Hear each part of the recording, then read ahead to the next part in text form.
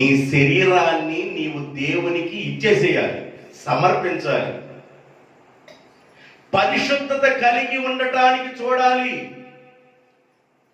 దేవుడు పరిశుద్ధుడు కనుక పరిశుద్ధుడైన దేవుడు మాట్లాడుతున్నప్పుడు ఉన్న పాటున నీ శరీరాన్ని అబ్రహాము సమర్పించినట్లుగా కానీ నువ్వు సమర్పించగలిగినట్లయితే అబ్రహామును ఆశీర్వదించిన దేవుడు నీ పిల్లలను కూడా ఆశీర్వదిస్తాడు.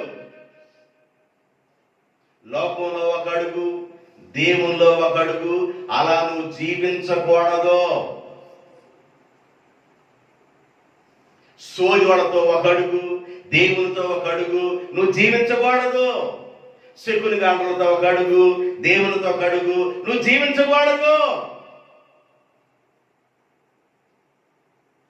సో చెప్పేవాడు వదలవు. నువ్వు వాళ్ళ దగ్గర కళ్ళం చుట్టూ కూర్చున్నట్టుగా కూర్చొని ఆమె సంగతి ఏందమ్మా, ఆ తర్వాత సంగతి ఏందమ్మా, జుడ్డు మొక్కడం ఒకటి వేసుకొని ఈ అమ్మ సంగతి ఏందమ్మా, అబ్బాయి సంగతి ఏందమ్మా, ఆ సంగతి నిన్ను పొడవాల ముఖం మీద ఒక గుద్దితే బళ బళ బళ బళ బళ ముక్కులమ్మడి కారాలి. ఎందుకు? ఎవరు కొద్దాలా? ఆ సో చెప్పేది కొద్దాలా.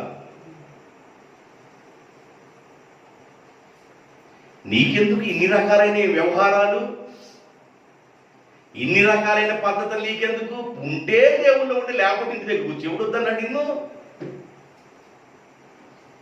ఉంటే సరైన ఆరాధన ఉండు, లేకపోతే ఎన్ని పోత వైద్యులు అప్పుడు తిరుగుతూ ఉండు. నిన్ను ఎవరు వద్దన్నారు? ఉంటే వెచ్చగానన్నా ఉండు, ఉంటే చల్లగానన్నా ఉండు, నులివెచ్చరగా ఉండబాకు. అది డేంజర్ జోన్లో నువ్వు ఉన్నావని అర్థం.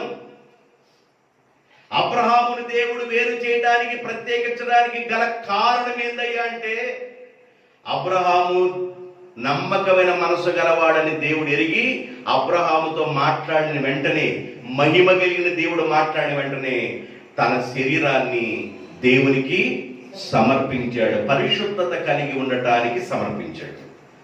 కీర్తన గ్రంథం 93వ కీర్తన 5వ వచనం. కీర్తన గ్రంథం 93వ కీర్తన 5వ వచనం.